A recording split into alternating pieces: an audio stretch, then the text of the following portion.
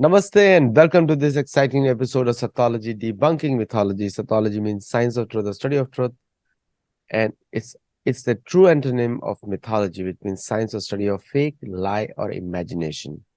So mythology actually destroys your identity, your culture. The word mythology is a very strong word, and I usually ask the American professors and American academics that why you use the word mythology only for Hindus. I mean, if you look at that, then Hindus have the most well-documented scriptures. Vedas, Ramayana, Mahabharata are the most well-documented in the entire world. In fact, you can learn the geography of the world through Mahabharata, Ramayana more accurately than even the modern NASA satellites. I'm saying NASA because this is a golden standard nowadays for geographic coordinates, but you can learn even more accurately than that, even in Mahabharata Ramayana. It takes an eye to see that. So आज का बहुत बहुत स्वागत है आप सबका, और मैं आप सबका बहुत धन्यवाद भी करता हूँ कि आपने हमारे चैनल को सब्सक्राइब करते हैं, रेगुलर शोज देखते हैं और कमेंट्स लिखते हैं। उससे मुझे बहुत प्रेरणा मिलती है। सारे कमेंट्स मैं नहीं पढ़ पाता हूँ, लेकिन हमारी टीम कुछ ना कुछ कमेंट्स जरूर रिप्लाई करती है। तो आज हमारे पास हमारे महत्वपूर्ण मेहमान हैं और हम लोग एक विषय पे बात करेंगे जो आज का करंट है। So let us welcome doctor Shailendra Kumar. नमस्ते शैलेंद्र जी। नमस्ते और प्रणाम आपके सारे दर्शकों को, श्रोताओं को, जो सारे संसार में फैले हुए हैं। और आपकी व्यापकता बढ़ती जा रही है, यही शुभकामना है। सो जो अभी मैं काफी अमेरिकन मीडिया हाउसेस को सुन रहा था, और भारतीय मीडिया तो बस कॉपी पेस्ट करती है उसको, लेकिन सूडान में जो चल रहा है उसमें हम लोग देख रहे हैं कि इतना भयंकर इंसिडेंट, मतलब इतना भयंकर राइट्स हो रहे हैं कि इंडिया को इवैक्यूएट करना पड़ा। इंडिया ने अपने सारे सिटीजन इवैक्यूएट करे। अमेरिका अपने 13,000 वापस छोड़ के आ गया वहां पे। तो अमेरिका ने सिर्फ अपना डिप्लोमेटिक स्टाफ में विड्रॉ किया है और 13,000 वहीं पे छोड़ दिया उसने। लेकिन इंडिया का इसमें अनेक एक और चीज दिखती है इंडियन गवर्नमेंट की अच्छी, कि इंडियन गवर्नमेंट ने किसी को भी नहीं उधर छोड़ा। कोई भी इंडियन जो अपने आप जिसका वैलिड पासपोर्ट है, सबको वापस लेकर आए हैं। तो लेकिन ये जो सूडान का जो कॉन्फ्लिक्ट है, अमेरिकन मीडिया के अनुसार ये अमेरिका और रशिया के बीच का कुछ कॉन्फ्लिक्ट है। लेकिन कुछ कुछ और भी रिपोर्ट्स आई हैं, जैसे कि वहां पे बायो वेपन के लैब्स थे, और कुछ माइनिंग के इश्यूज आए हैं उधर कि माइनिंग के लिए कॉन्टेस्ट चल रहा था। बट ये कॉन्फ्लिक्ट जैसा दिखता है वैसा है नहीं। तो पहले इसका इतिहास बताइए कि ये कॉन्फ्लिक्ट है क्या, और क्या क्या वजह है मेन कॉन्फ्लिक्ट की इसके अंदर। तो एक बार मैं जगत गुरु को याद कर लूं, फिर मैं आपके प्रश्न के उत्तर पे आऊंगा। वसुदेव सुतम देवम कंस चाणूरमर्दनम देवकी परमानंदम कृष्णम वंदे जगत गुरु। ऐसा है, आपका प्रश्न बहुत ही सुंदर है। मैंने जो अनुभव किया है आदित्य जी, वो यह है कि चाहे वो पश्चिमी मीडिया हो, हमारा मीडिया हो, चाहे वो दूरदर्शन ये टेलीविजन हो, या सोशल मीडिया हो, या अखबार हो, कहीं भी मुझे इसके मूल की समस्या की ओर लोगों को जाते हुए मैंने नहीं देखा। जैसे आपने बात शुरू की कि वहां से लोगों को कैसे निकाला गया, तो ये आज का समाचार है कि हमारे यहाँ से कहा गया है कि 3,500 से थोड़े ज्यादा लोगों ने हमारे जो दूतावास है उसको संपर्क किया। तो एक्चुअल जो संख्या है, वास्तविक संख्या है, वो कोई जानता नहीं है। लेकिन जिन लोगों ने हमारे दूतावास को संपर्क किया है वो लगभग 3,500 से 4,000 के बीच है। और अच्छी बात यह, हमारे लिए गर्व की बात है कि उन सारे भारतीयों को वहां से निकाल लिया गया है। और निकालने की प्रक्रिया बड़ी अच्छी रही है, चाहे वो पानी के जहाज से हो, फिर वो हवाई जहाज से हो। और अभी जो एक हमारा जहाज गया है वहां पे डिफेंस का, उसने रात को अपना वायुयान उतारा और अंधेरे में जो भी नई टेक्नोलॉजी है उसको यूज करके, और जबकि रनवे भी खराब था, तो वहां से भी लोगों को निकाल के ले आया है। तो ये हमारी जो कूटनीति है उसकी सफलता है।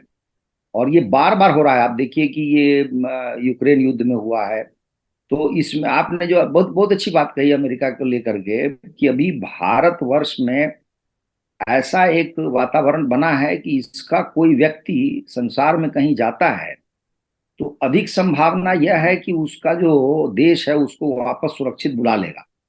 लेकिन जो बड़े बड़े महारथी हैं, पैसे वाले हैं, वो भी अपने नागरिक को उतना सुरक्षित वापस नहीं लाएंगे। वो एक पहलू है। दूसरा पहलू यह है कि वहां युद्ध हो रहा है, युद्ध का वातावरण है, लोग भाग रहे हैं, क्योंकि एक भारतीय की आरंभ में ही मृत्यु हो गई, आपको पता होगा। बिल्कुल।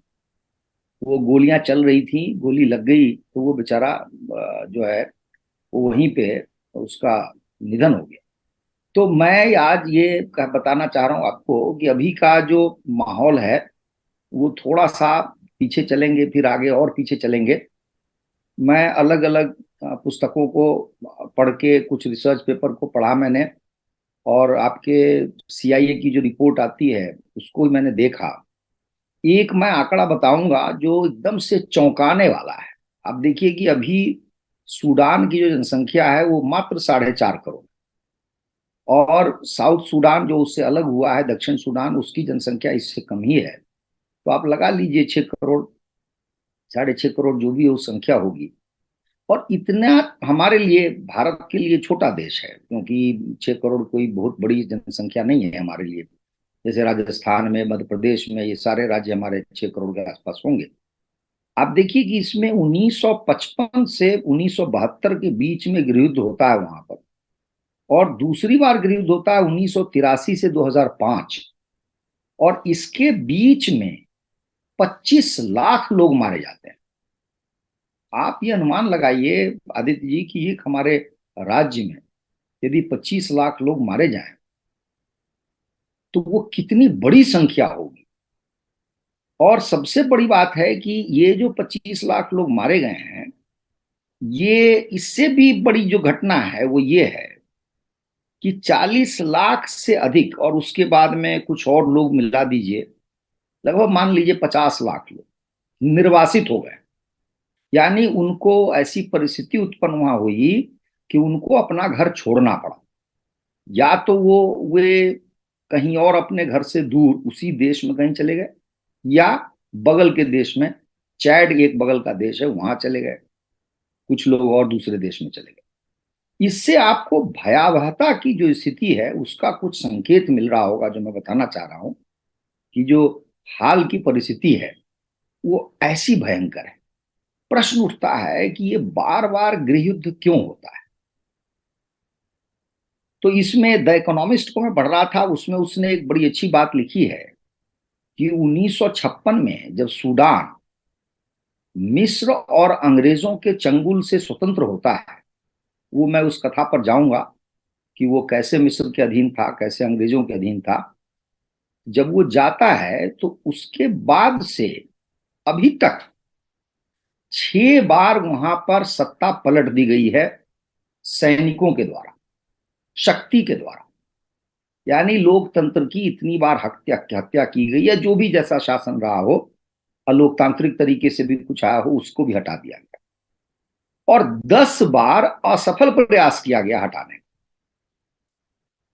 मतलब यह है कि 6 बार वो सफल हुए, जो भी सत्तासीन था उसको हटा देने में, तख्ता पलट करने में, और 10 बार वे असफल हुए।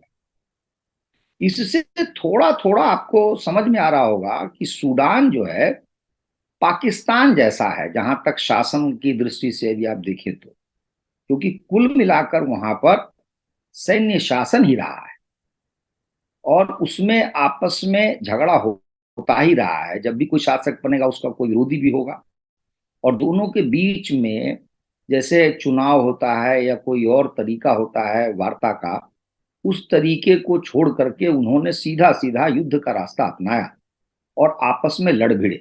उसी का परिणाम है जो मैंने संख्या बताई है कि 2005 के बाद की संख्या नहीं है, 2005 के पहले ही 25 लाख लोग मारे जा चुके थे एक छोटे से देश में, और लगभग 60 लाख लोग निर्वासित हो चुके थे। 2005 के बाद भी यह क्रम चलता रहा है, और अभी हाल फिलहाल में जो आप स्थिति देख रहे हैं, लगभग 800 के आसपास जो लोग हैं वो केवल एक शहर खार्तूम और उसके बाद थोड़ा बहुत जो दारफर का एरिया है, दारफर बोलते हैं या दारफर कहिए, वहां पे कुछ लोग मारे गए। अब इससे जो एक ऐसा वातावरण वहां बना कि बाहर का कोई व्यक्ति अपने आप को सुरक्षित नहीं महसूस कर रहा था। और जितने भी लोग वहां हैं बाहर के, वो सभी ये भी परवाह नहीं करते हुए कि हम क्या ले जाएं क्या नहीं ले जाएं, और उस देश को छोड़ करके भाग रहे हैं। भारतवर्ष इस मामले में, इस विषय में सफल हुआ है। अन्य देश भी प्रयासरत हैं। तो अब हम जानने का प्रयास करते हैं कि किसी भी देश की स्थिति इतनी दयनीय, इतनी हृदय विदारक कैसे हो सकती है इतनी, इतने ही कम समय में। 1956 की बात मैं कर रहा हूं, जब ये 56 में ये देश स्वतंत्र होता है, तो आप समझिए हमारे देश से 9 साल बाद होता है। तो 9 साल बाद में, यानी कि हम जितने वर्ष बिता चुके हैं अपनी स्वतंत्रता के बाद, उनमें 9 साल आप घटा दीजिए तो और भी कम समय हुआ। इतने ही कम समय में इस देश ने एक बार, संभवतः यहाँ 1996 में जो बशीर वहां का जो सैन्य शासक था, उसने चुनाव किया, या चुनाव में उसको जैसे भी चुनाव हुआ हो जीता। अन्यथा वहां लोकतंत्र का कोई स्वरूप दिखता हुआ नहीं दिखता है। ये बहुत ही बड़े दुर्भाग्य की बात है उस देश के लिए। और आप अनुमान नहीं कर सकते यहाँ बैठ करके कि वह देश जो है या उसका नागरिक वो किस तरह का जीवन जी रहा है। कहते हैं कि वहां दवाएं नहीं मिलती। कुछ क्षेत्र में मात्र 100 में से 2 व्यक्तियों के पास बिजली पहुंचती है। और वह जो बिजली है वो जैसे हम लोगों के यहाँ बिजली आती वो नहीं है, वो डीजल जनरेटर है। आप अनुमान लगा सकते हैं यहाँ बैठे हुए कि उनका जीवन कितना कष्टप्रद होगा। अभी भी कहा जाता है कि आधी जनसंख्या वहां की ऐसी है जिसको भोजन की समस्या है, अर्थात वो एक दिन में पर्याप्त भोजन उसको मिलेगा कि नहीं, उसको इस बात की आशंका है। तो आप समझिए वहां पर स्वास्थ्य की स्थिति कैसी होगी, वहां पर जीवन कैसा होगा।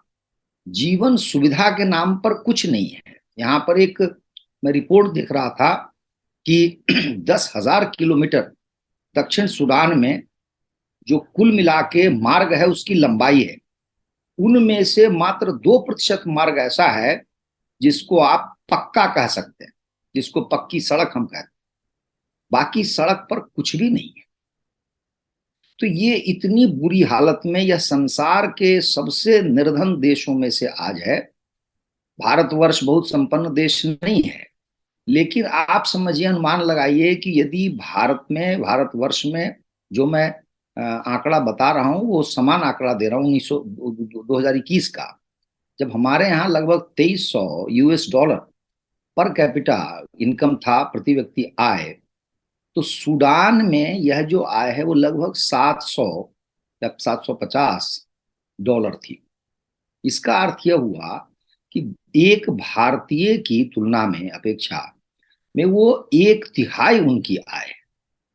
अब आप अनुमान लगाइए कि 1/3 आय में उनकी कैसा उनका जीवन होगा, कितना कष्टप्रद होगा।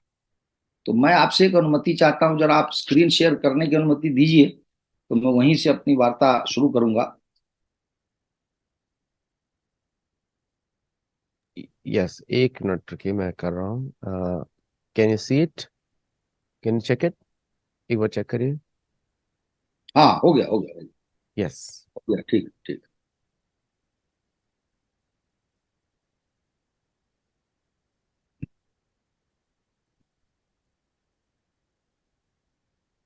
दिख रहा है आपको? हाँ, बिल्कुल दिख रहा है, क्लियर। हाँ। अब आपको आनंद आएगा कि देखिए यहाँ की मूल समस्या को समझने में हमें बहुत सुविधा हो जाएगी यदि हम इस मानचित्र पर ध्यान दें तो। इस मानचित्र में क्या है कि आप देखें, सूडान नाम का कोई देश अतीत में नहीं था। जैसा कि आप जानते हैं बहुत सारे देश ये अंग्रेजों ने, फ्रेंच ने, इन सब ने बनवाए हैं, जिसको आप कह सकते हैं कि ये सारे कृत्रिम देश है, जबरदस्ती बनाए हुए देश हैं।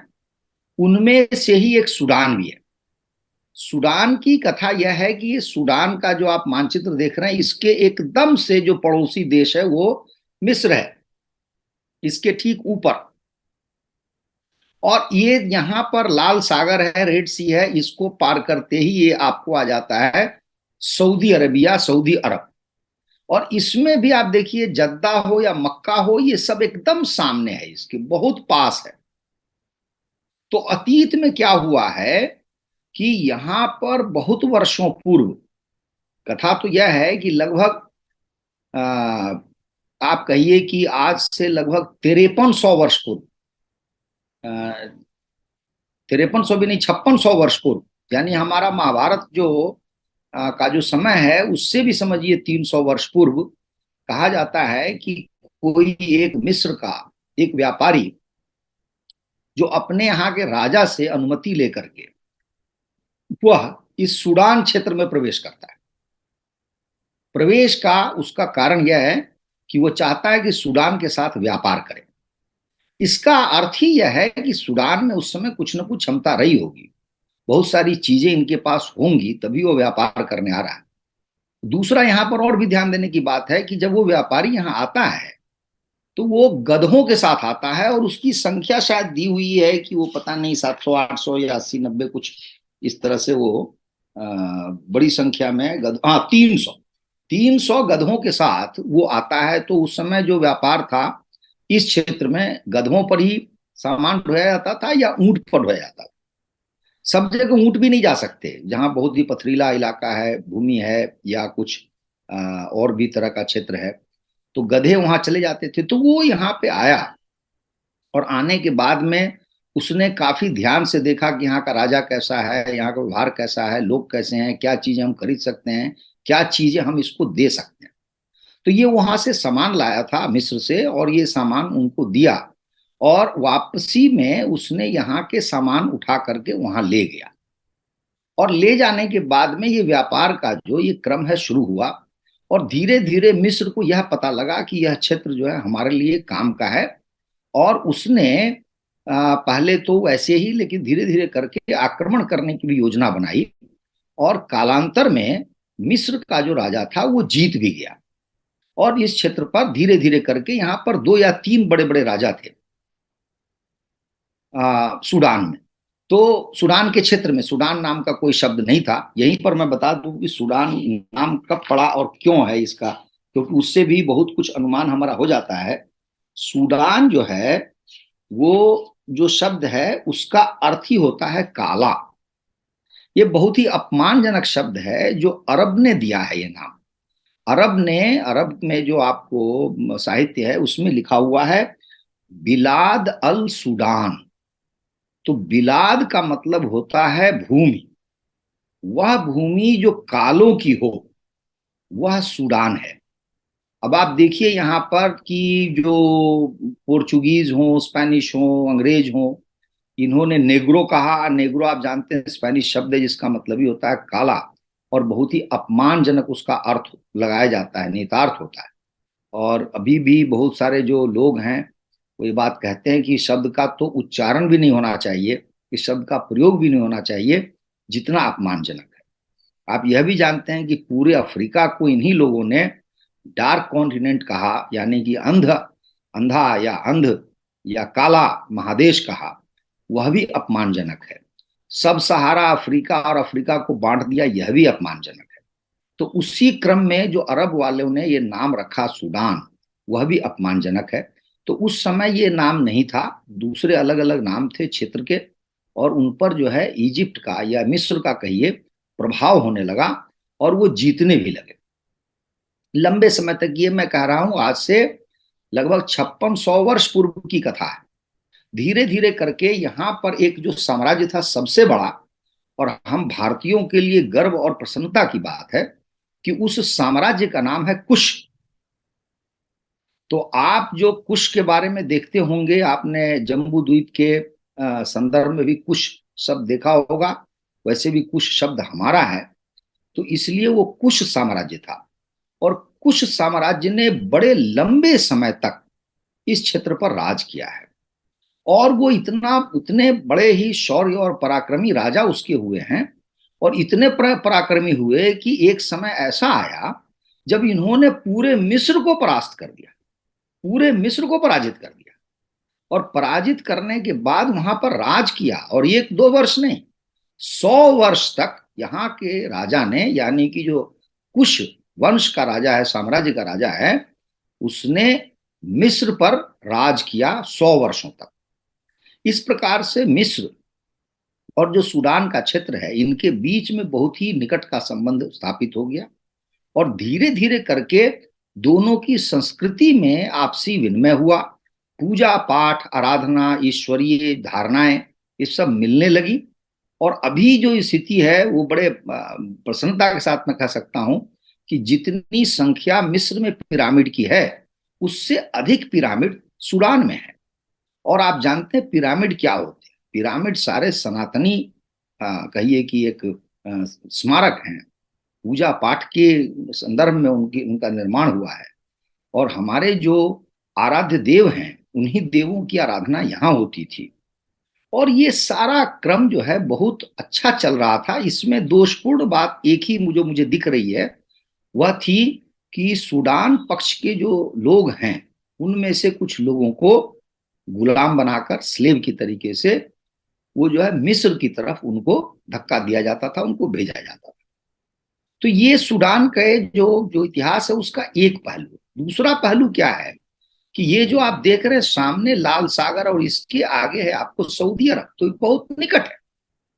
इतना निकट है कि यहाँ के लोगों पर भी जब भी कोई दबाव होता था, या उनको कहिए कि व्यापार का लोभ हो या अधिक धन कमाना हो, तो वो सारे के सारे ये फटाक से इसको पार करते हुए यहाँ चले आते थे। और ऊपर जानते हैं आपको, जहाँ पे सुएज कैनाल है, वहां तो भूमि थी, तो भूमि के मार्ग से भी आ सकते थे। तो वो बड़ी संख्या में अरब यहाँ पे बसने लग गए, अरब बसने लगे। और आपको ये भी पता होगा कि कालांतर में मिस्र का भी अरबीकरण हो गया जब इस्लाम फैलने लगा। तो इस प्रकार से अरब वालों का एक हिसाब से कही कि यहाँ प्रवेश हुआ, और वे अपने आप को मानते थे कि अरे हम वहां से आ रहे हैं, हम बड़े अच्छे व्यापारी हैं, जानकार हैं, जैसे भी हों। तो यहाँ प्रवेश करने लगे और अपनी संस्कृति या भाषा एक हिसाब से थोपने का भी प्रयास करने लगे। लेकिन फिर भी अभी तक जो है स्थिति बहुत बिगड़ी नहीं थी, बहुत दयनीय नहीं हुई थी, खराब नहीं हुई थी। स्थिति खराब अचानक होती है जब मोहम्मद का जन्म होता है और इस्लाम का कहिए कि इस्लाम का आरंभ होता है। तो आप जानते ही हैं कि वहां पर जब भी इस्लाम का आरंभ होता है, चारों ओर फैल जाते हैं और सब जगह इस्लामीकरण होता है, तो तलवार लेके निकलते हैं, और उसके बाद से यहाँ पर आक्रमण होना शुरू होता है। इस बीच में एक घटना यह घटती है कि जब जो इस्तांबुल है, जो पहले वहां पे कॉन्स्टेंटिनोपल था या कुस्तुनतुनिया कहते हैं, वहां का जो कहिए कि ऑर्थोडॉक्स चर्च जो है, वहां जो राजा था उसमें एक थियोडोरा रानी थी, और उसका एक पति राजा जस्टिनियन, जस्टिनियन बोलते हैं उसको। इन दोनों के समय यहाँ पर इस्लाम के आरंभ होने से पहले ईसावाद का या ईसाइयत का प्रचार होना शुरू हुआ। और ऐसा प्रचार हुआ कि बहुत सारे लोग जो यहाँ के ईसाई बनाए गए, और बड़ी संख्या में चर्च की स्थापना हुई है। अब इसके बाद इस्लाम आता है, और ये समय अधिक नहीं है, ठीक 6ठी शताब्दी के मध्य में, यानी कि 530-40 के आसपास ये ईसाई मिशनरी आते हैं, वो ईसावाद का प्रचार करते हैं। कुछ चर्च, अच्छी खासी संख्या में चर्च बनाते हैं, छोटे छोटे चर्च ही, इसकी जानकारी है, छोटी छोटी चर्च ही बनाते हैं। लेकिन ठीक 100 वर्ष के अंदर, 630-40-50 के आसपास, भयंकर रूप से एक कहिए कि बल उधर से आता है सऊदी अरब की तरफ से, और वो इस पर हावी हो जाता है। अब क्या है कि उन चर्चों को इन्होंने तोड़ना शुरू किया, जो ईसाई बन गए थे उन्होंने मुसलमान बनाना शुरू किया। यह प्रक्रिया चल पड़ी, और धीरे धीरे करके एक दो जो ईसाई राजा बन गए थे, उनको भी 14वीं शताब्दी तक उनका भी विलोप हो गया, उनको लुप्त कर दिया, उनको परास्त कर दिया गया। तो इस प्रकार से कथा यह है कि 15वीं-16वीं शताब्दी तक सूडान नामक जो देश है, क्षेत्र है, इसका बहुत बड़ा हिस्सा मुसलमान हो चुका था। इनकी जो स्थानीय भाषाएं हैं या बोलियां हैं, उनकी जो संस्कृति है, पूजा पाठ का जो तौर तरीका है, जो आराधना है, शैली है, वो सब समाप्त कर दी गई या मिटा दी गई और इस्लाम हावी हो गया। और उसके बाद से यहाँ पर एक चलन शुरू हुआ। वो चलन यह था कि जो व्यक्ति अपने आप को अरब के किसी वंश से जोड़ता था, वो अपने आप को समझता था कि मैं अभिजात्य वर्ग का सदस्य हो गया, मैं बड़ा आदमी हो गया। और यह जो प्रवृत्ति है वो संसार भर में है। भारत में भी मुसलमानों में प्रवृत्ति है कि अपना नाम अरबी रखेंगे और किसी न किसी तरीके से जो कुरैश जो कबीला है मोहम्मद का, उनसे अपने आप को जोड़ेंगे। तो वहां पर भी यही एक चलन निकला। उसमें कहा जाता है कि जाली नाम का एक एक समुदाय बना, जो वहां पर कोई जाल नाम का व्यक्ति था और उससे जो जुड़ाव था उसको जोड़ते जोड़ते पहुंच जाते हैं मोहम्मद के किसी चाचा के पास और कहते हैं कि उस वंश के हम हैं।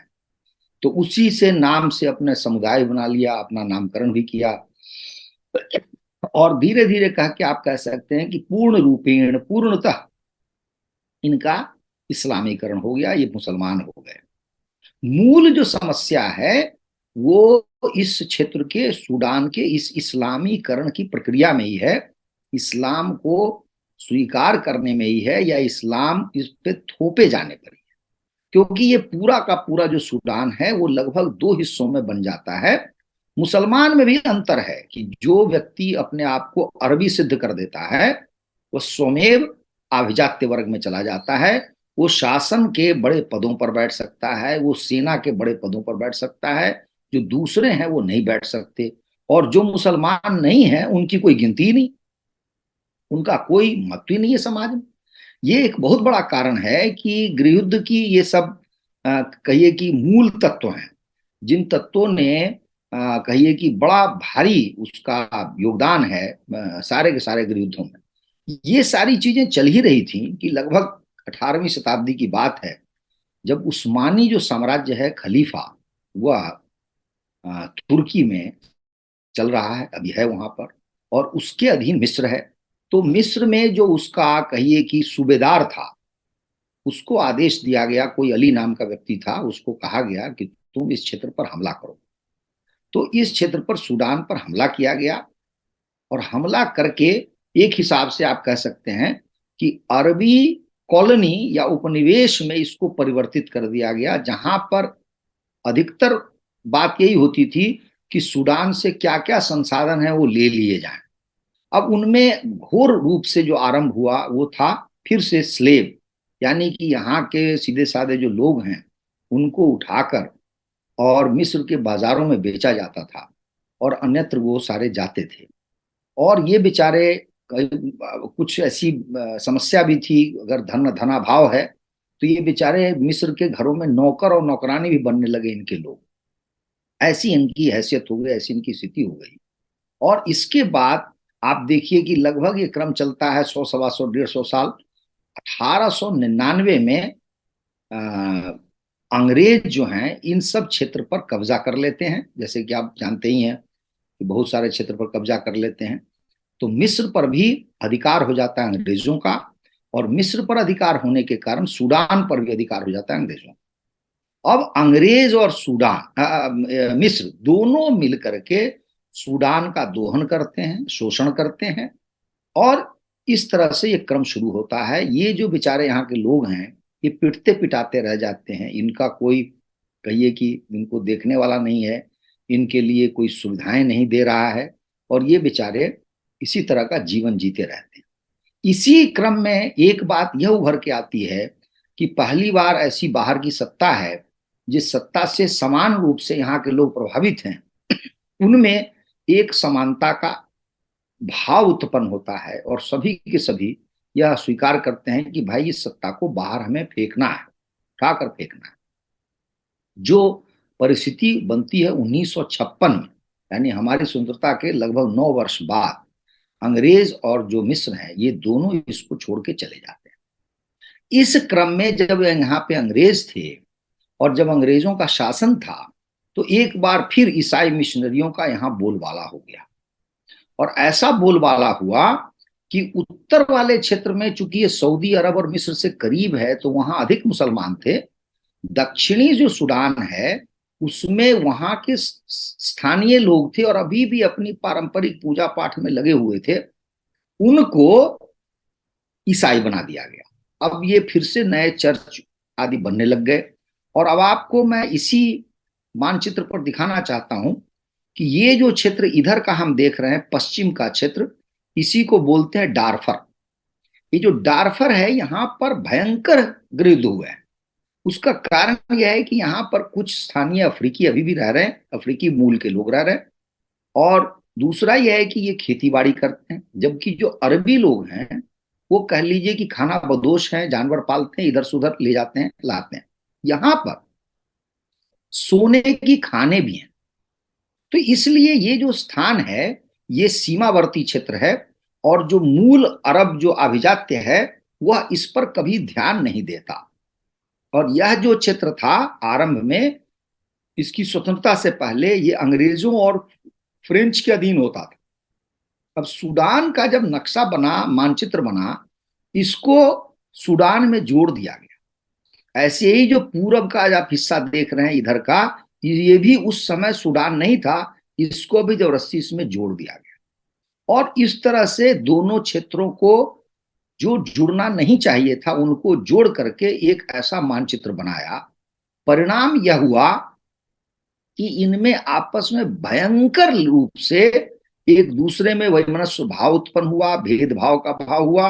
और अंततोगत्वा यह हुआ कि दक्षिण का ईसाई क्षेत्र और उत्तर का मुसलमान क्षेत्र ये लड़ पड़े, और ऐसा भयंकर गृहयुद्ध हुआ स्वतंत्रता के बाद, जिसके लिए मैंने कहा कि 25 लाख लोग मारे गए।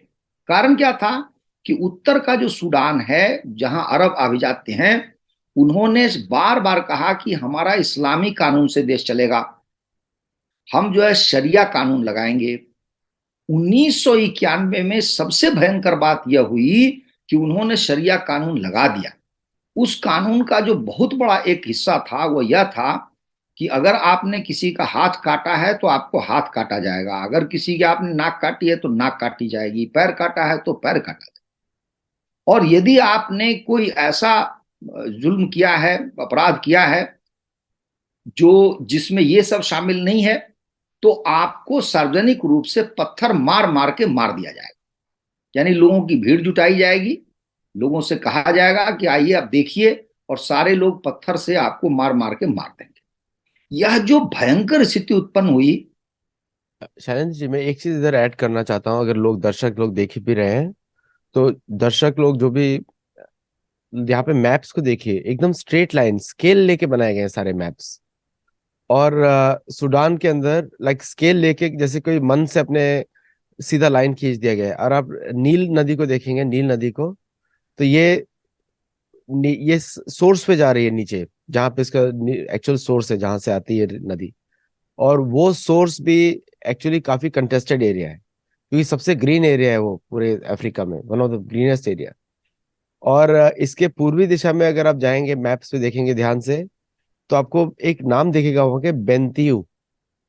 ये बेंतियू जो शहर है, ये it is the cradle of Bantu tribes, जो कि सबसे बड़ी ट्राइब्स है अफ्रीका की। लोग सर्च कर सकते हैं गूगल के ऊपर। तो ये एक क्रेडल ऑफ सिविलाइजेशन है। अच्छा, मेरे को एक क्वेश्चन है, उसके बाद आप कंटिन्यू कर सकते हैं।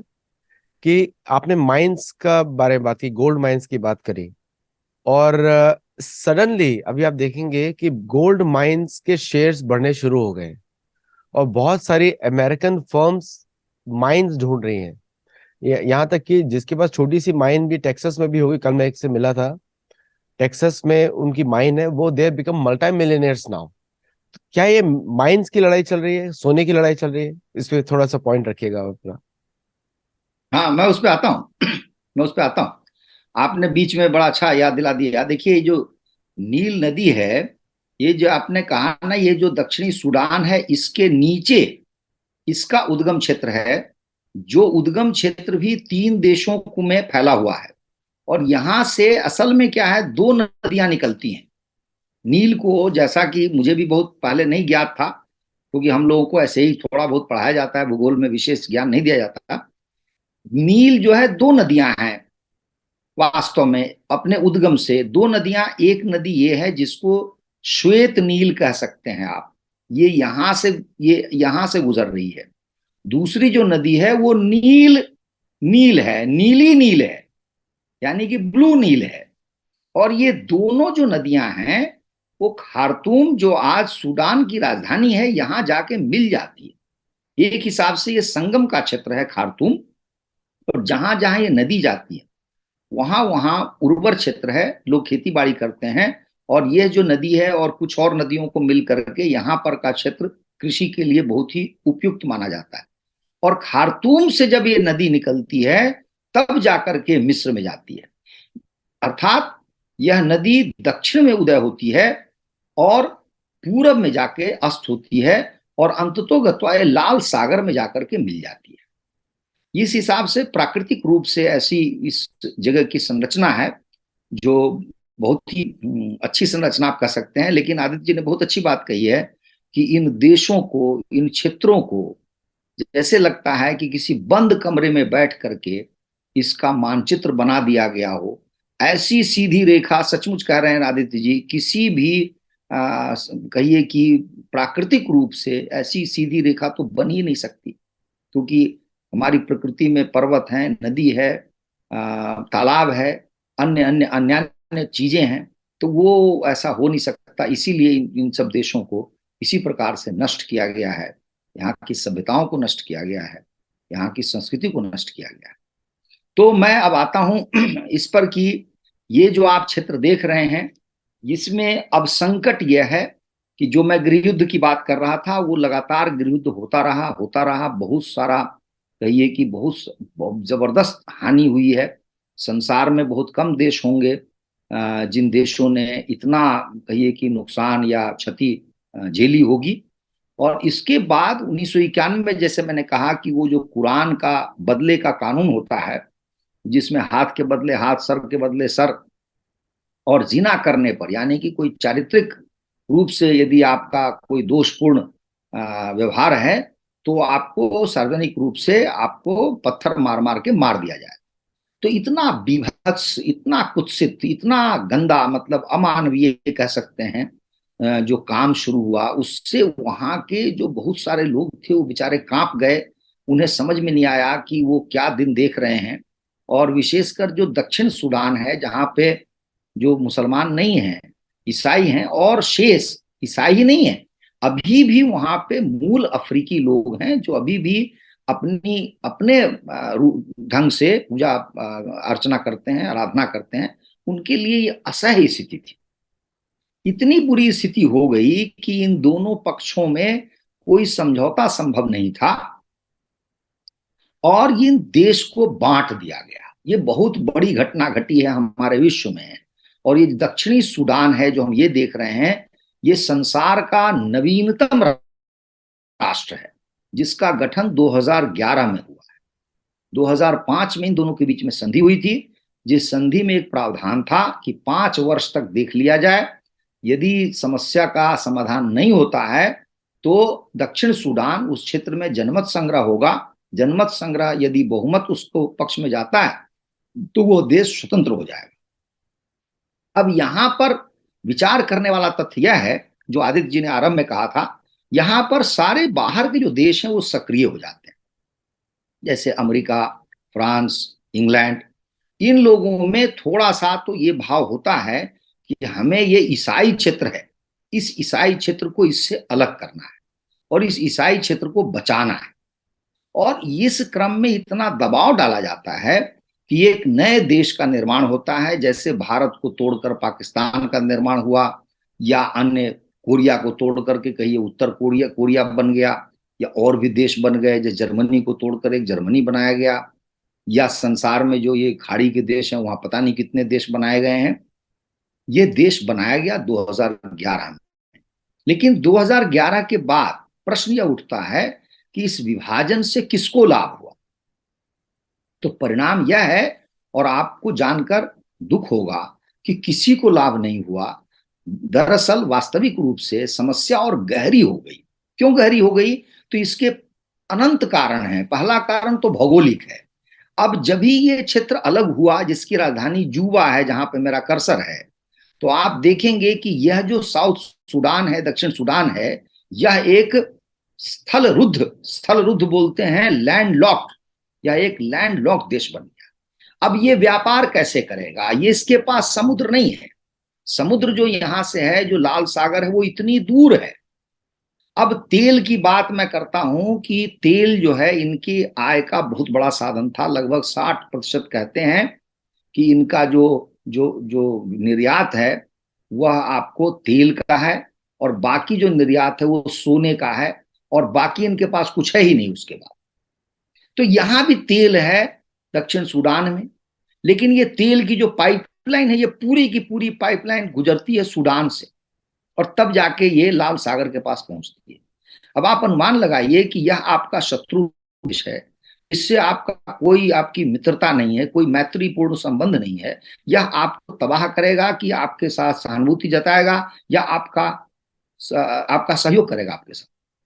अब क्या हुआ है कि इसका और इसका अभी भी भौगोलिक कारण से आर्थिक जो कहिए कि अलगाव नहीं हो पाया, कोई पृथक चीज नहीं बन पाई। दूसरी बात कि जिसको कहते हैं इंफ्रास्ट्रक्चर, वो तो है नहीं इनके पास। वह एक दूसरी घटना घट गई, विभाजन के कारण बहुत चीजें बट गई आपस में। तो क्या हुआ कि जो इनकी इकोनॉमिक स्थिति थी वो और भी दयनीय हो गई, और निरंतर दयनीय ही होती रह गई। इसलिए अब आज की परिस्थिति यह है कि जो ये दक्षिण सूडान है, इसके अंदर भी आपस में दंगे हो रहे हैं, आपस में लड़ाई हो रही है, और लगभग लोकतंत्र का कोई नामो निशान नहीं। 2011 से मैं 2023 की बात कर रहा हूं, लगभग 12 वर्ष हो गए हैं, लेकिन ढंग से एक वर्ष के लिए भी यहां पर कोई शासन नहीं चला है। कोई न कोई ट्रांजिट गवर्नमेंट, इंटरिम गवर्नमेंट, इस टाइप की संस्था से काम चलाया जा रहा है, और आपस में किसी तरह का विचार विनिमय हो करके किसी एक निर्णय पर पहुंचे, ऐसी स्थिति बनती ही नहीं। तो निरंतर ये आपस में लड़ते झगड़ते रहते। अब ये आइए, ये जो सूडान का क्षेत्र है, इसमें बड़ी बात यह है कि जो एक खार्तूम है राजधानी, इस राजधानी के इर्द गिर्द चारों ओर जो अरब अभिजात्य हैं, इनका पूरा का पूरा नियंत्रण है। जैसे मैंने आरंभ में कहा, वो शासन में है, वो सेना में है, वो चाहे शिक्षा हो या जो भी कुछ हो, उस पर उनका आधिपत्य है। इनका आधिपत्य है, जिससे ये जो पूर्व का क्षेत्र है सीमावर्ती, और इधर का जो डारफर मैंने कहा, इन दोनों को बहुत आपत्ति होती है, क्योंकि इन्हें कुछ मिलता नहीं है, जबकि इनके पास सोने की खान भी है, नहीं मिलता है। तो यह विद्रोह होता है। यह विद्रोह इतना भयंकर हुआ, ये डारफर वाला, कि इस डारफर विद्रोह को खार्तूम की जो सेना है, वो सेना भी नियंत्रित नहीं कर पाई। तो सेना नियंत्रित नहीं कर पाई, तो ये चले गए, सेना चली गई उत्तर में। उत्तर में जानजावीद करके एक जाति है, जानजावीद बोलते हैं उसको। वो क्या है, ये मिलिशिया है, लड़ाकू लोग हैं। उन लड़ाकू लोगों को खार्तूम का जो की राजधानी का जो शासक है, इन्होंने यहां भेजा कि तुम इनको लूटो, पीटो, मारो, जो करो, हम तुम्हारे साथ हैं। और इनको यह अधिकार देने से पहले यहां से आपको कल्पना नहीं कर सकते कि ऐसी स्थिति हुई कि हवाई हवाई मार्ग से, वायुयान के द्वारा यहाँ पे बम वर्षा की गई। यानी आकाश से इन पर बम ब्लास्ट कराया गया, बम मारा गया, और उन बम के द्वारा इन लोगों को तबाह किया गया। और नीचे हजारों की संख्या में जानजावीद जो लड़ाकू हैं, जो उत्तर से गए थे, इन्होंने घर घर जाकर एक एक घर को जलाया, उनमें पुरुषों को मार दिया, महिलाओं का बलात्कार किया। और इसकी संख्या एक दो नहीं है, इतनी बड़ी संख्या है, इतनी बड़ी संख्या है, भीषण नरसंहार है कि यहां पर जो उस समय सैन्य शासक था, जो 2019 तक रहा है, उसका नाम था बशीर। उस बशीर को कहते हैं कि इंटरनेशनल क्राइम कोर्ट ने 2009 में दोषी पाया था। उसको दंड मिलना था, लेकिन शायद उस पर वहां तक वो पहुंच नहीं पाया, कोई किसी ने उसको भेजा नहीं। तो ये संसार में कुख्यात व्यक्ति रहा है यह बशीर। और इसी बशीर के टाइम में ऐसा भी हुआ कि आपको जान के आश्चर्य होगा कि ओसामा बिन लादेन वहीं रहता था। 1991 से 1996 के बीच में 5 वर्ष आप सोचिए ये इस तरह के सांप को पालता था। मुझे याद है मैं 2003 में जिनीवा में था। तो हमारे साथ एक लड़की थी जो सूडान की रहने वाली थी। मैं उस समय तक सूडान से इतना परिचित नहीं था, लेकिन कई लोग मुझे आपस में बात करते थे, उस लड़की को देखते ही कहते थे देखो ये टेररिस्ट आ रही है, ये आतंकवादी है, ये आतंकी है। अब मैं तब जानता नहीं था कि उसको लोग क्यों कहते हैं। हम लोगों में हंसी मजाक आपस में ऐसे होता था, परिहास, और वो लड़की भी कई बार हंस देती थी। लेकिन ये इतना खतरनाक क्षेत्र रहा है जहां पे उसामा बिन लादेन पलता था, और संसार में जो आतंकवाद है उसमें भी इसका अपना योगदान था। तो ये जो आप डारफर का क्षेत्र देख रहे हैं और ये जो जानजावीद की बात कर रहे हैं, यही आज की जो समस्या है उसके मूल में है।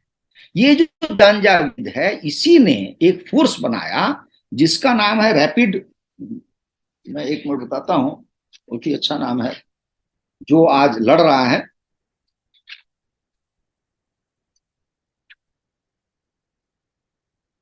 रैपिड सपोर्ट फोर्स, ये इसको आरएसएफ बोलते हैं, रैपिड सपोर्ट फोर्स।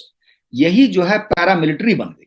यहां जो लोग हमला कर रहे थे, जिन्होंने इतना अत्याचार किया है, जिन्होंने बशीर की सहायता की है, एक कुख्यात अपराधी कह लीजिए, निरंकुश सत्ताधारी व्यक्ति जिसका सहयोग किया है जानजावीद यहाँ के लोगों ने, यहाँ के लोगों को मारने के लिए, उन्होंने ही पैरामिलिट्री फोर्स बनाया।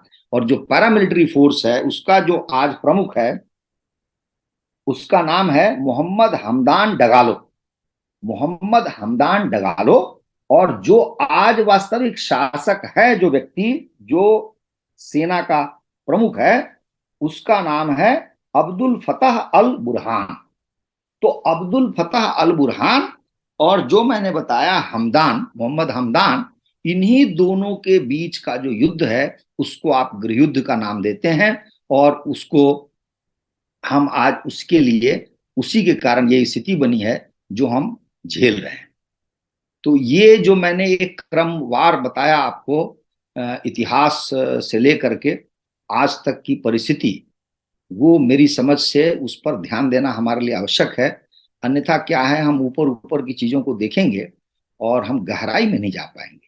गहराई ये है कि इसके मूल में जो चिंतन है, जो एक कुविचार कहिए, चिंतन नहीं कहिए, कुत्सित विचार कहिए, वो है मोहम्मदवाद और ईसावाद।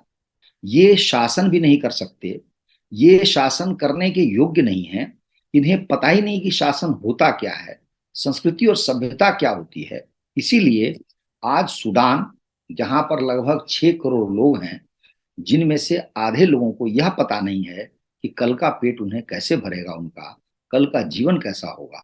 अब जब वयस्क लोगों का यह हाल है तो आप सहज कल्पना कर सकते हैं जो अतिवृद्ध व्यक्ति होंगे, जो शिशु होंगे, जो बच्चे होंगे, उनकी कितनी दयनीय स्थिति होगी आज के संसार में, 21वीं शताब्दी में, जहां हम यह दावा करते हैं कि बहुत कुछ सुधर गया है, बहुत कुछ अच्छा है, और उस पूरे के पूरे देश में, जैसे मैंने बताया, बिजली की उपलब्धता नहीं है। अब यहाँ पे समस्या यह आती है कि जो सोने की खाने हैं और तेल की है, उसका आप जरा 2 मिनट के लिए समझ लीजिए, तो उसमें आपको रूस और अमेरिका की भूमिका समझ में आ जाएगी। अमेरिका के हाथ में एक हथियार है जिसको बोलते हैं सैंक्शन। कुछ करो न करो सैंक्शन लगा। तो जब ये डारफर में जो अत्याचार हुआ था, जो हिंसा हुई थी, नरसंहार हुआ था, उस पर जो है, जो जानजाविद जो लोग हैं, जिनके बारे में मैंने कहा मिलिशिया हैं, और वो आज रैपिड सपोर्ट फोर्स हैं, पैरामिलिट्री हैं, और आज वो एक एक पक्ष है, इतनी बड़ी ताकत है। इनको अमेरिका ने कहा कि ये सबसे बड़े दोषी यही लोग, यही उत्तरदायी हैं इतनी हिंसा के लिए। अब इस हिंसा के लिए क्या किया, अमेरिका ने सैंक्शन लगा दिया सूडान। अब सूडान का तेल नहीं बिक सकता। सूडान कहाँ तेल बेचेगा? जहां भी दूसरा है कि बहुत सारी मशीनरी थी, जो कुआं था तेल का, वहां से तेल निकालने के लिए भी अमेरिका की कंपनी लगी हुई थी, या अमेरिका के जो समर्थक हैं उनकी कंपनी लगी हुई थी। तेल का उत्पादन घट गया। सोने के साथ भी यही बात हुई। तो कहा जाता है, ये कहते हैं डारफर फोर, डारफर फोर का मतलब ये होता है, डारफर के 4 मित्र हैं। एक का नाम है चीन, एक का नाम है रूस, एक का नाम है पाकिस्तान, और एक और कोई देश है डारफर फोर जो बोलते हैं। इन सब ने, आप कहिए कि जैसे कहते हैं ना, चोरी छिपे या यूएन सैंक्शन या अमेरिकी सैंक्शन के खिलाफ जा करके वहां से चीजें उठानी शुरू करना। और सोना जो आप कह रहे हैं आदित्य जी, वही तो सबसे बड़ा खेल है। ये जो जानजावीद मिलिशिया है, जो रैपिड सपोर्ट फोर्स है, यह क्या करता है, सोने की स्मगलिंग करता है रूस को, क्योंकि ये लोग ऑथोराइज ट्रेडर नहीं है। और सोने पर कब्जा करने से, सोने की स्मगलिंग करने से जो रैपिड सपोर्ट फोर्स है, क्योंकि दुनिया में आपने कहीं भी नहीं देखा होगा कि कोई पैरामिलिट्री फोर्स इतना मजबूत हो जाए। और वो भी जानने वाली बात है कि रेगुलर पैरामिलिट्री फोर्स नहीं है, ये गुंडे थे, जिन गुंडों को भेजा गया था कूटने के लिए डारफर के लोगों को। अब आज ये इतना बड़ा राक्षस का रूप ले चुका है कि वह खड़ा हो गया है पूरी सेना के सामने, और जीना मुश्किल कर चुका है वो पूरे देश का। तो जो तेल वहां से जाता है वो चीन को, रूस को, या जिसको चाहिए, जो ऐसे देश हैं जो ले सकते हैं जबरदस्ती उनसे, वो लेते हैं। सोना जो है रूस को जाता है, सोने से पैसा कमाया जाता है। और पूरा का पूरा देश जो है, जैसे इकोनॉमिक्स में कहते हैं, रिसोर्स कर्स, संसाधनों के अभिशाप से पीड़ित है। वहां के लोगों को कोई लाभ नहीं है उससे। उस देश में संस्थानों का अभाव है, संस्थान नहीं है, किसी भी क्षेत्र में किसी भी तरह की बहुत प्रगति नहीं हुई है। इसलिए आज वो देश टूट चुका है, वो नष्ट होने के कगार पे है। और बहुत ही, कहिए कि दयनीय गाथा है। और कितना सुनाऊं मैं आपको इस पर कि कितनी बुरी हालत है उस देश की। आपने सैंक्शंस की बात करी थोड़ी सी और मेरे एकदम कान खड़े हो गए, क्योंकि सैंक्शंस एक तरीके से अफ्रीकन यूनियन पूरा का पूरा अमेरिकन सैंक्शन रिजीम के अगेंस्ट खड़ा हुआ है। हम्म। और और रशिया सैंक्शंस के बाद तो ऐसी हालत हो गई है कि दुनिया भर के लोग डी डॉलराइजेशन करना ही चाहते हैं, बिकॉज सबको हम्म। मालूम पड़ गया है कि अमेरिका जो है सब दुनिया के खर्चे पे नोट प्रिंट कर रहा है। हाँ और हाँ हाँ, सही। पैसा मतलब हवा में बना रहा है, ऐसा कुछ है नहीं कि हम्म। इकोनॉमी है। हम्म। और हम्म। तो एक बात मुझे बताइए कि ये जो पूरा जो गेम है, अभी दुनिया को हम्म। सबको मालूम है कि जो वेस्टर्न कंट्रीज है वो हम्म। पूरे दुनिया में ये लोग कॉलोनाइजेशन पीरियड के बाद भी हम्म। रूल कर रहे हैं इंस्टीट्यूशन के थ्रू। हाँ, उन्होंने बहुत बहुत बहुत अच्छी बात कही आपने, बहुत सबको सही कहा, बहुत सही। सबको नकली आजादी दी गई है, सबको लग रहा है हाँ आजाद हाँ है। हाँ। और हम्म। डेमोक्रेसी के नाम पे openly intelligence intervention, openly government change, openly hmm. Opposition को ब्राइब करना, ये वेस्टर्न कंट्रीज कर करके वो अभी भी लूट रहे हैं पूरी दुनिया को। हम्म। और प्रॉब्लम ये है कि करप्शन इतना डीप स्प्रेड है, डीप है, कि सारे अपोजिशन के लीडर्स वेस्टर्न कंट्रीज में ही पढ़ते हैं। तो परिवार हम्म। उनका, अभी परिवार जिस अगर वहां पे सेटल हो गया तो ऑटोमेटिकली वो लीडर्स जो है कॉम्प्रोमाइज्ड है सभी के सब। हम्म। हम्म। तो और भारत में भी एक बड़ा ट्रेंड है कि भारत के लोग हर जगह अमेरिकन यूनिवर्सिटीज में भेजते हैं। और फिर हम्म। सनातनी फैमिलीज की बात कर रहा हूँ, सिर्फ जो हिंदू हम्म। धर्म को बिलोंग करते हैं। और फिर वो लोग अपने बच्चों के लिए रोते हैं कि हमारे बच्चे बिदक क्यों गए, क्योंकि अमेरिका में तो हम्म। एजुकेशन ही एंटी हिंदू है। तो हम्म। तो आप मुझे बताइए कि ये सैंक्शंस रिजीम हम्म। जो जिसके खिलाफ अफ्रीकन यूनियन खड़ा हुआ है, और डी डॉलराइजेशन की बात कीनिया ने ओपनली की है, नाइजीरिया ने की है, साउथ अफ्रीका ने की है, तंजानिया ने की है, घाना ने की है, आइवरी कोस्ट ने की है, और हम्म। फ्रेंच ने, जो उनके जो 12 कॉलोनीज हैं, 12 नेशंस हैं अफ्रीका में, जो फ्रेंच कॉलोनी आज भी है, वहां पे गवर्नमेंट नहीं बन सकती बिना किसी फ्रेंच सपोर्ट के। और इसीलिए जो अफ्रीका के जो सिटीजन्स हैं जो फ्रांस में रह रहे हैं, वो रेगुलरली पेरिस में राइट्स भी करते हैं। ये मेन रीजन है, बाकी सब सेकेंडरी रीजन है ना। तो उसमें मतलब कर्म है, मेरी पुस्तक है कर्म के ऊपर लोग पढ़ सकते हैं, देख पता लग जाएगा क्यों ऐसा क्यों होता है। तो मुझे बताइए कि ये सैंक्शंस रिजीम के लिए भारत क्या करेगा, क्योंकि एकमात्र भारत, चीन, रशिया, इंडोनेशिया ही एकमात्र कुछ देश बचे हैं जो इस सैंक्शंस रिजीम में अमेरिका के कंट्रोल से थोड़ा बाहर है। देखिए, भारत की जो भूमिका है, आप जानते हैं इस बात को कि हम तो, हमारा देश इस बात की परवाह बिल्कुल नहीं करता। अभी आपने हाल में देखा होगा, यूक्रेन से युद्ध भी हुआ, रूस से हमने सस्ता तेल भी लिया, और अब तो ये भी कहा जा रहा है कि उस तेल को हम प्रोसेस भी करते हैं और दूसरे देशों को बेच भी देते हैं, उससे हम पैसा भी कमा रहे हैं।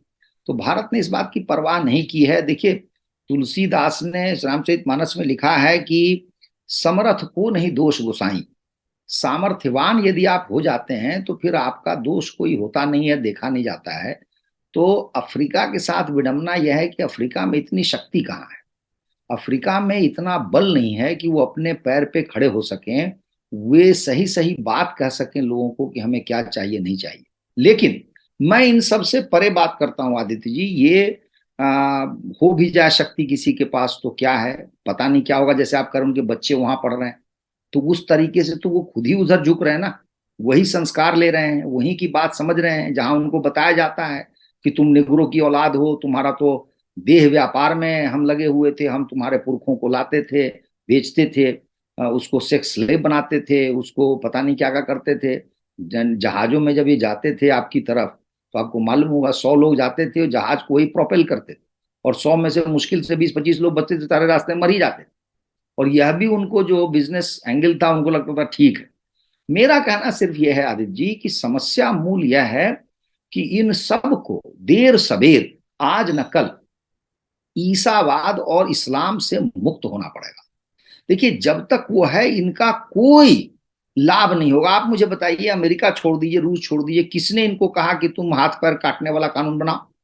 किसने कहा कि लोगों को तुम सार्वजनिक रूप से पत्थरों से मार मार के मार दो, यह कानून बनाओ? तो मेरा मूल, किसने कहा कि उसामा बिन लादेन को अपने घर में रखो? किसने कहा कि तुम आतंकवाद का सहयोग दो? तो मूल समस्या यह है कि इस देश को या अनेक देश को, अफ्रीका को, आपको जान के आश्चर्य होगा आदित्य जी, इस्लाम ने और ईसाइयत ने आधा आधा बांट लिया है, आधा आधा बांट लिया है पूरे महादेश को। उसमें क्या है, अपनी संस्कृति, अपना धर्म उनका नष्ट हो चुका है। उनमें जागृति आएगी, उनमें जागृति लानी होगी, उनमें जागरण फैलाना होगा। जब वो जागृत हो जाएंगे, क्योंकि आप देख रहे हैं, मैंने क्या उदाहरण दिया कि एक देश था जिसको 2 हिस्सों में बांट दिया। मतलब क्या हुआ कि ये ईसाई और मुसलमान एक साथ नहीं रह सकते। यह जो सह अस्तित्व का भाव है, हम एक दूसरे के साथ रहें, यह भाव किसी इंजेक्शन से आपके शरीर में नहीं पैदा किया जा सकता। ये पैदा तब किया जाएगा जब आप वसुदैव कुटुंबकम की भावना रखेंगे। आप रखेंगे कि सामने वाला भी मनुष्य है।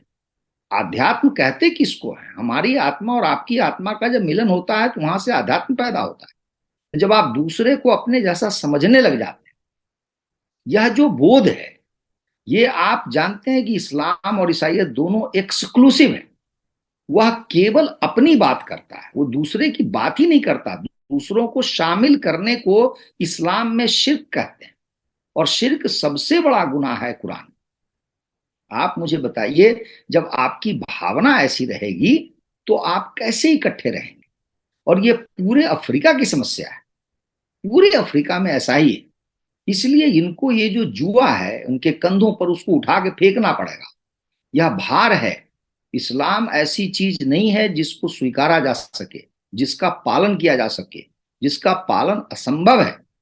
और वैसे ही ईसावाद है। और विडंबना तो यह है कि अमेरिका में और इंग्लैंड में, फ्रांस में, तो वो ईसाइयत को छोड़ रहे हैं, चर्च को कोई पूछता नहीं है। लेकिन आप दबाव डाल रहे हैं कि अफ्रीका में वो चलता रहे। आपको जानकर आश्चर्य होगा कि आज अफ्रीका के पादरी जो पैदा हो रहे हैं, वो कनाडा से लेके अमेरिका तक के चर्च को सर्व कर रहे हैं, क्योंकि अमेरिका में कोई पादरी नहीं पैदा होता। अब क्यों होगा? जब वहां पर दूसरे धंधे में, दूसरे काम में अधिक पैसा होगा। क्योंकि अब चर्च में पैसा तो तब होता है जब आपके फॉलोअर्स बड़ी संख्या में होते हैं, वही ही नहीं आपके पास। तो आज हमारे देश में केरल जैसी जगह या उत्तर पूर्व जैसी जगह से और अफ्रीका से सप्लाई होता है, सप्लाई होती है पादरियों की, चर्च में काम करने वाले लोगों की, नन की। तो इसलिए मैं ये कह रहा हूं कि अपनी जगह तो आप ईसाइयत से दूर हो गए, लेकिन अफ्रीका पे थोप रहे हैं, एशिया के गरीब देशों में थोप रहे हैं। इसलिए मूल जो मेरी समझ में समाधान है वो यह है कि इनको अलग होना पड़ेगा। और मेरे लिए हर्ष का विषय है, जो मैं अंत में कहना चाह रहा हूं, कि वहां पर जो एक ट्रांजिट गवर्नमेंट थी, उस गवर्नमेंट ने अदिस अबाबा में जाकर के एक घोषणा की थी कि हमारा जो देश है वह अब इस्लाम और शासन में कोई संपर्क संबंध नहीं होगा। आगे उन्होंने यह भी कहा, जो अनेक वीडियो में मैंने देखा है, कि अगर कोई व्यक्ति इस्लाम को नहीं भी फॉलो करता है नहीं भी मानता है तो हमें उससे कोई लेना देना नहीं। यदि कोई व्यक्ति मन से इस्लाम को मानता है, हमारे लिए वो भी काफी है। हम फोर्स भी नहीं करें किसी को कि तुम नमाज पढ़ो। ये सूडान के अंदर यह भाव पैदा हुआ है और उसकी एक इंटरिम गवर्नमेंट ने अदिस अबाबा में जाकर के इसकी घोषणा की। यह मेरे लिए बहुत बड़ी बात है। जैसे सऊदी अरब में बहुत सारी नई नई बातें हो रही हैं कि अब लड़कियों को गाड़ी चलाने दो, स्टेडियम में जा सकती हैं, वो गाना सुन सकती हैं। हदीसों को उसने नकार दिया है कि हदीसों की ओर मत देखो, कुरान पे निर्भर रहो। यहां तक कि भारत में जैसे तबलीगी समाज है और लोग हैं, उनको भी नहीं माना उसने, कहा कि नहीं ये तो आतंकवाद फैलाते हैं। तो आप देखिए इतना घोर परिवर्तन हुआ सऊदी अरब में। यही मेरे लिए आशा की किरण है कि सूडान में भी देर सवेर ऐसा ही होगा। वो सबसे बड़ा जो संकट है वो है इस्लाम का, जिसको कि वो गले से उतार के फेंकेंगे। बाकी समस्याएं तो छोटी छोटी। दर्शक लोग मेरी बुक देख सकते हैं, गोल्ड ग्लोरी एंड गॉड, उसमें मैंने इस पे बहुत डिटेल में लिखा है। और उसमें एक एक एक और एनालिसिस मैंने किया था कि स्लेव ट्रेड जो है सबसे पहले अरब देशों ने शुरू किया था, नॉर्थ अफ्रीका से। हम्म। और उसको बाद में यूरोपियंस ने उसको अडॉप्ट कर लिया। और हम्म। स्लेव ट्रेड का अगर आप देखेंगे कि दुनिया का सबसे बड़ा लीडर स्लेव ट्रेड में अगर अभी तक कोई रहा है, तो सोने की तस्करी से पहले, ऑयल से पहले सबसे लुक्रेटिव ट्रेड था घाना जो है। 7 स्लेव्स और 12 दुकात में बिक गया था। हम्म। ये इतना वैल्यू था स्लेव का। जैसे आजकल के हम आर्टिफिशियल इंटेलिजेंस का रेवोल्यूशन बात करेंगे, उस समय slave trade was a revolution. और अमेरिका के जितने भी लुइसियाना, बहुत सारे जो सदर्न स्टेट्स हैं, साउथ ईस्ट में जो स्टेट्स हैं, वहां पे इनको प्लांटेशन के लिए लगाया गया था सब जगह। और बाद में यही लोग ओनर्स बन गए, इन्होंने और भी स्लेव ट्रेड इंक्रीज किया। तो हम्म। एंटायरली बोलना कि सिर्फ एंग्लो सैक्सन क्राउड ने किया, वो भी ठीक नहीं है इतिहास में, क्योंकि वो भी एक हिस्ट्री का मैनिपुलेशन है। क्योंकि फिर कम्युनिटी ओवर कम्युनिटी का वायलेंस ज्यादा रहता है हमेशा। तो जैसे कि जो अफ्रीका में सूडान का क्षेत्र है और इजिप्ट का, सदर्न इजिप्ट का क्षेत्र है, this was the principal source of all the slaves. बाद में वो वेस्ट अफ्रीका पहुंचा था। अच्छा, एक लास्ट क्वेश्चन इस पे। सो इसका सॉल्यूशन क्या है? अभी सूडान का प्रॉब्लम का सॉल्यूशन क्या है आपके हिसाब हाँ, से? पहले तो मैं, आपने जो बड़ी अच्छी बात कही है कि केवल एंग्लो सेक्शन की बात नहीं थी स्लेव ट्रेड को लेकर के। देखिए, ऐसा एंग्लो सेक्शन ने तो फिर भी एक अच्छा काम किया कि एक समय आया जब उन्होंने घोषणा कर दी, सब जगह की उस पर प्रतिबंध लगा दिया, खत्म कर दिया। आपको आश्चर्य होगा जान के कि इस्लाम ने आज तक प्रतिबंध नहीं लगाया। बिल्कुल नहीं लगाया है। यानी सैद्धांतिक रूप से उन्होंने आज भी बंद नहीं किया उसको। और उसका कारण यह है कि जिसका उल्लेख कुरान वगैरह में है, तो वो बंद कैसे करेंगे? क्योंकि वो मानते हैं कुरान जो है इटरनल है, आसमान से उतरा है। तो चाहे दुनिया में स्लेव खत्म हो जाए, कुरान में स्लेव रहेगा, और इसलिए उस स्लेव को तो उसकी निंदा नहीं कर सकते। और बताइए, ये और लोग अभी भारत के दलितों पे क्वेश्चन करते हैं, तो हिंदू दलितों का क्या हाँ हुआ पाकिस्तान में? हाँ हाँ, बिल्कुल बिल्कुल सही बात, सही बात। और अंतिम जो प्रश्न है आपका कि अभी क्या समाधान है, देखिए इसमें मुझे ऐसा लगता है सूडान में भारत की भूमिका बहुत महत्वपूर्ण होगी। क्योंकि भारतवर्ष में ही वो जिसको कहते हैं ना वेयर विद ऑल, वो शक्ति है, वो सामर्थ्य है कि वह चाहे तो ऐसा काम कर सकता है जो संभवतः रूस को भी स्वीकार्य होगा और अमेरिका को भी स्वीकार्य होगा।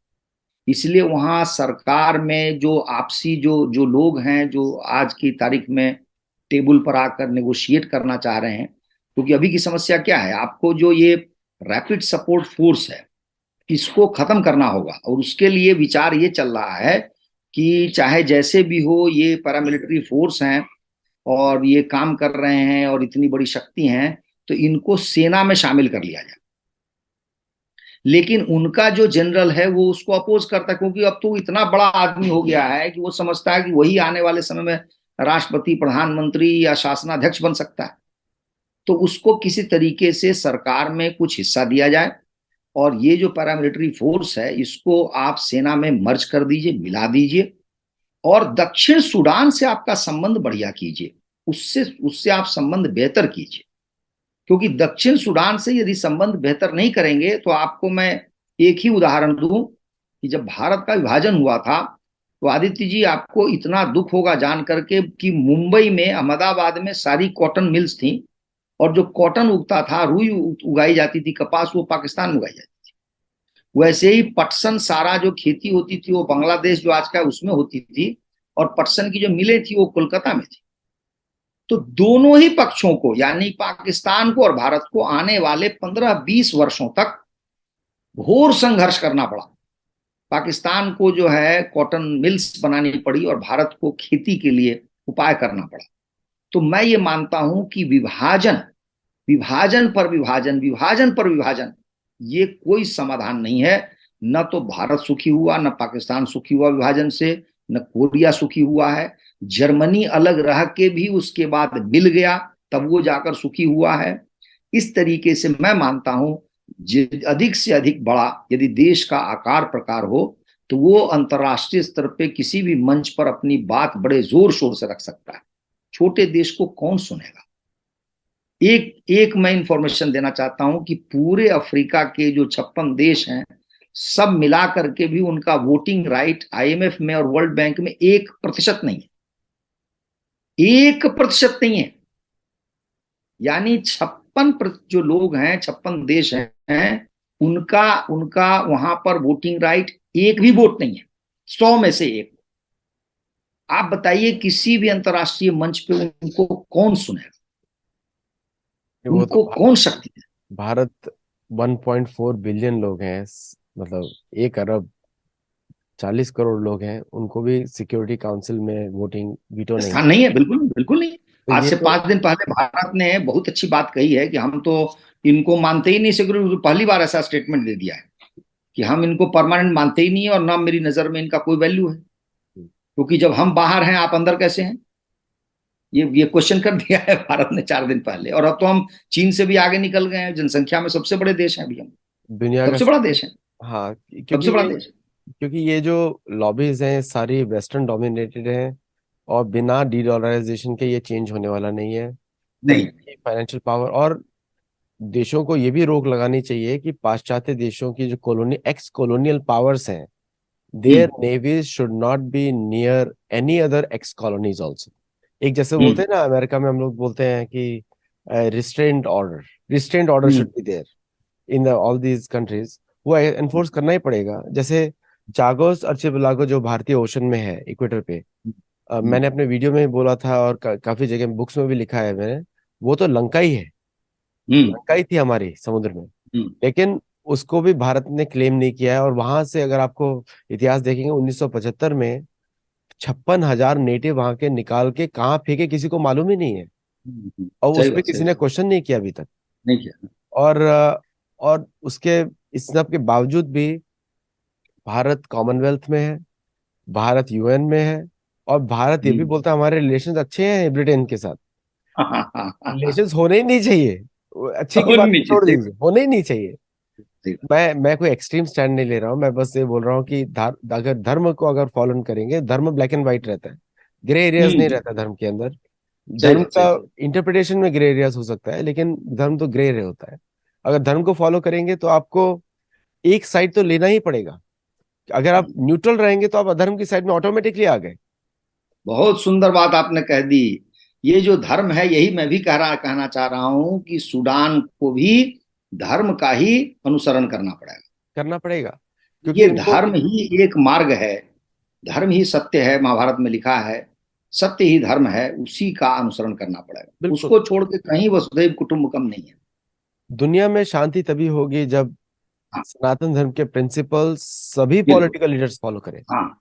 हमारी और आप विडंबना तो ये। सूडान की कथा मैंने इसीलिए कही है कि आप देख लीजिए कि जब तक वो सनातनी था, तो इतना शक्तिशाली था कि उसने पूरे मिस्र को हरा दिया।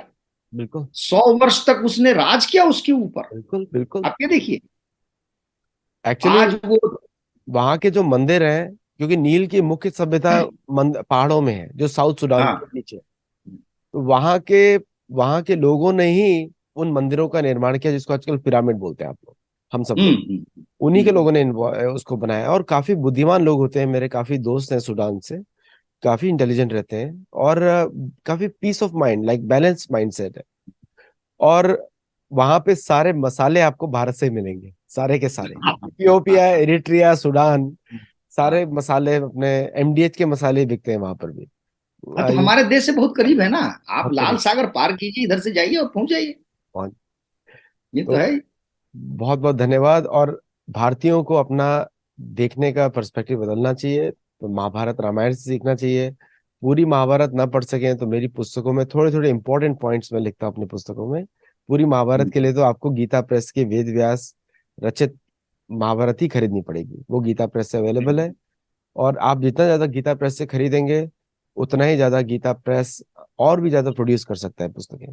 और एक बात का मुझे बड़ा गर्व होता है कि जो भी मेरी पुस्तक पढ़ता है वो अभी महाभारत गीता खरीद लेता है, which is a very good thing. बहुत अच्छा, बहुत अच्छा, बहुत यही अच्छा, बहुत मेरा अच्छा। उद्देश्य है कि वास्तविक ग्रंथ भी पढ़िए। और मैं तो हाँ। थोड़ा सा, मैं अपनी बुक्स को बोलता हूँ एडवर्टाइजिंग बुक्स है और कुछ नहीं। हम्म। बता रहे नहीं, हैं कि तो बात सही है। वो बात सही है। जैसे आप पुस्तक में लिखेंगे, आप उसमें संदर्भ देंगे, लोग देखेंगे तो फिर वो भागेंगे ओरिजिनल की ओर। ओरिजिनल की ओर। लगेगा कि भाई देखो मूल में क्या है, वो पढ़ना चाहेंगे। पढ़ना चाहिए। यही तो हमारा काम है कि हम ललक पैदा करें। बिल्कुल। हम लोगों में वो आकर्षण उत्पन्न करें कि ताकि वो उस धार्मिक ग्रंथ की तरफ भागे वो। आगे। और और, असली जो खजाना है वही है, असली रत्न वही है।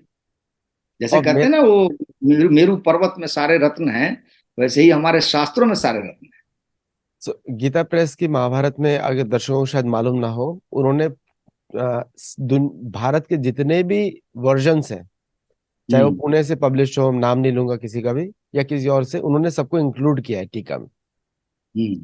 तो that is the beauty of Gita press.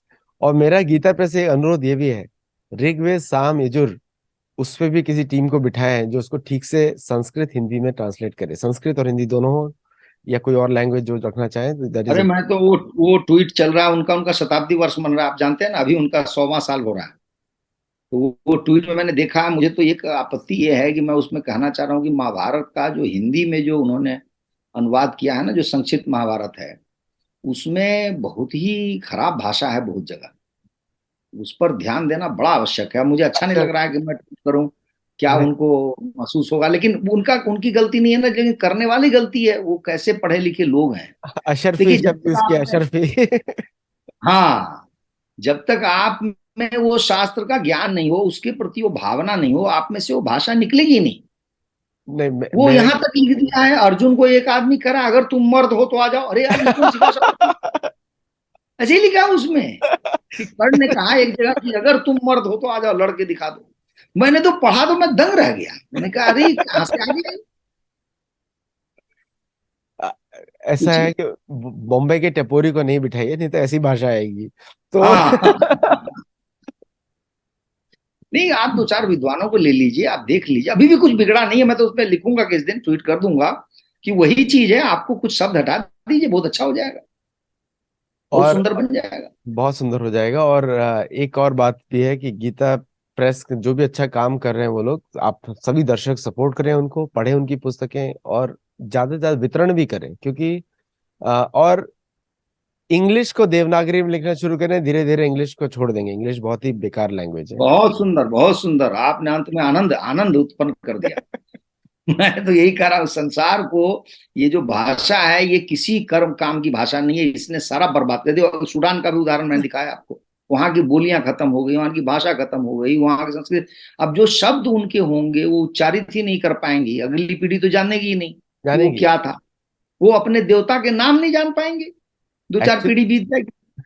अगर आपको मैं दरफुर का एक्चुअल नाम बताऊं, उसका नाम है हम्म। देव, देव, देव इसका एक्चुअल नाम है देव फर्ग। देव फर्ग था पहले नाम, देव फर्ग। अच्छा, तो एक्चुअली बताइए। तो देव से कनेक्टेड था वो शब्द। और हम्म। फर्ग वहां पे एक जनजाति का नाम है, तो लोग सर्च कर अच्छा। सकते हैं, मिल जाएगा आपको।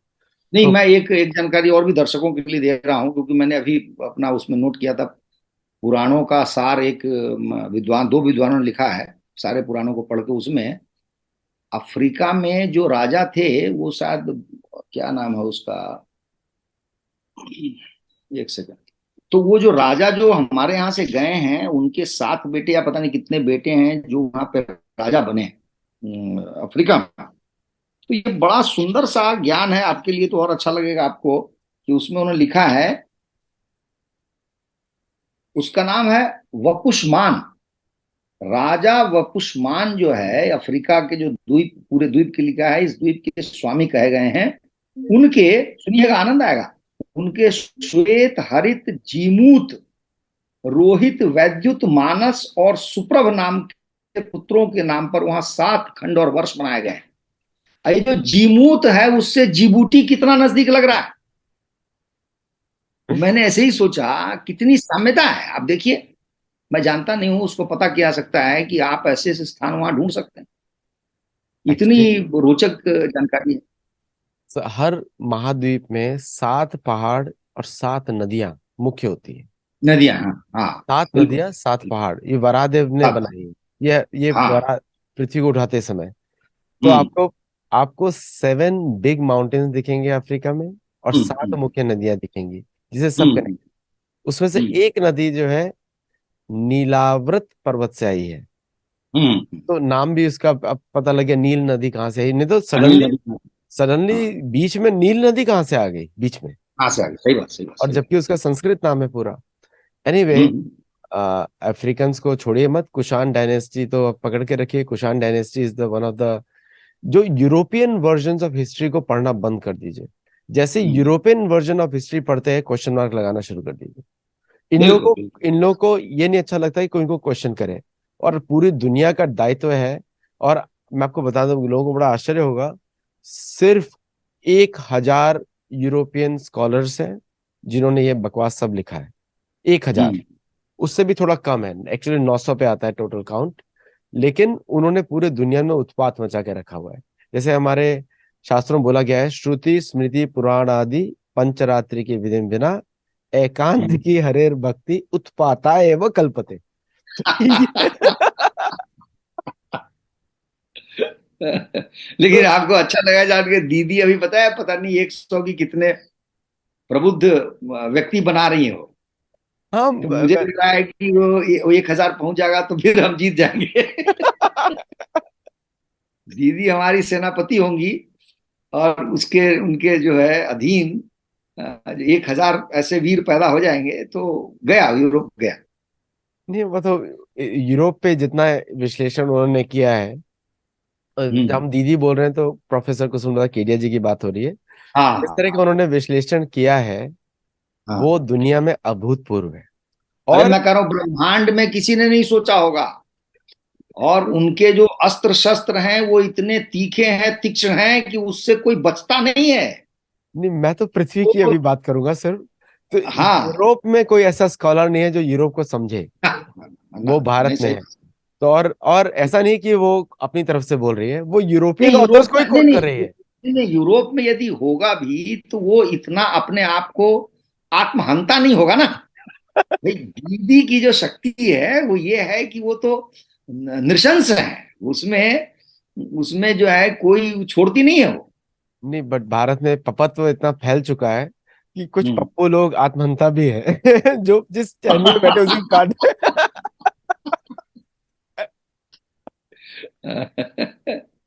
तो इसलिए वो तो दर्शन। हमारा सौभाग्य है कि देखिए दीदी धरती पर हैं। और मैं तो शुभकामना देता हूँ, ईश्वर से प्रार्थना करता हूँ कि वो शतायु हो, ताकि जो है उनका युद्ध चलता रहे और अंत में उनको विजय श्री प्राप्त हो, और ये संसार सनातनी हो जाए। बहुत बहुत आपका जय धन्यवाद। तू सनातन। जय तु सनातन परम हाँ विजयते श्री कृष्ण संकीर्तनम, ये नारा था चैतन्य बिल्कुल। महाप्रभु का। तो पूरी दुनिया में फैलना चाहिए, और हम सभी उसके दूत हैं। मतलब हमको तो हाँ। हमारा आज्ञा होए, चैतन्य महाप्रभु बोलते हैं मेरी आज्ञा है आप गुरु बनिए। हम्म। तो हाँ गुरु भारत के 1 अरब 40 करोड़ लोगों के लिए आज्ञा है चैतन्य महाप्रभु की, आप सब गुरु बनिए, पूरी दुनिया में प्रचार करिए, हम्म। पूरी दुनिया में। बिल्कुल बिल्कुल। क्योंकि ये, और मैं कभी उस पर शो करूंगा कि किस तरह जो काजी और चैतन्य महाप्रभु का जो संवाद है, बड़ा अद्भुत है। हम्म। कभी लोग पढ़ के सुन सके, लोगों को मालूम नहीं है। कहाँ कहाँ कहाँ पे है? वो चैतन्य किस चरितामृत किताब? में है। अच्छा अच्छा, चरितामृत, हाँ। अच्छा, ठीक चरितामृत ठीक। में है, कृष्णदास हाँ हाँ, कविराज मतलब गोस्वामी के द्वारा। हाँ, देखिए मैंने पुस्तक देखी, मैंने पढ़ा नहीं, पुस्तक देखी। वो संवाद पढ़ेंगे तो आपका एकदम दिल खुश हो जाएगा। तो दुनिया का पहला सिविल डिसोबीडियंस मूवमेंट, उस पर हमारा शो होगा, तो उसको जरूर देखिएगा विद रेफरेंसेस। हम लोग कोई भी शो करते हैं विदाउट रेफरेंसेस नहीं होता। हाँ प्रेजेंटेशन नहीं। में मैं लैक कर जाता हूँ, मैं एग्री करता हूँ, लेकिन कंटेंट में वी डोंट लैक। तो hmm. Thank you very much and Sharan ji as usual, it's an explosive. मेरा तो मन ही नहीं कर रहा है ये बात बंद करूं, लेकिन करना पड़ेगा नहीं तो लोग देखेंगे नहीं। नहीं, देखने वाले देखेंगे, 3 घंटे फिल्म देख लेते हैं, 2 घंटे फिल्म देख लेते हैं, तो ये तो भगवत चर्चा है, धर्म चर्चा है। तो तो ये शैलेंद्र तो जी हरि का नाम भी है। पॉडकास्ट लिस्ट भी बन चुका है चैनल पे, आप लोग सब्सक्राइब करिए। और जो अमेरिका में जो हिंदी समझ में आती है जिन लोगों को, वो ड्राइव करते हुए सुन सकते हैं। आपको मैं गारंटीड दे रहा हूँ, अगर 8 घंटे की आपकी ड्राइव होगी, लोग करते हैं आजकल, तो 8 घंटे आप एक्चुअली, रिकॉर्डिंग तो है 14-15 घंटे का, तो नॉन स्टॉप सुन सकते हैं आप लोग। हम्म। तो स्टॉप है, नमस्ते एंड धन्यवाद। लाइक शेयर सब्सक्राइब, और 25 अगस्त 2023 को हमारे शोज में जुड़िए। जन्माष्टमी सेलिब्रेशन है सैन डिएगो में, सतोलॉजी से इन स्टाइल, तो बड़ा मजा आएगा। नमस्ते। नमस्ते, प्रणाम आपके दर्शकों को, आप सब लोगों को।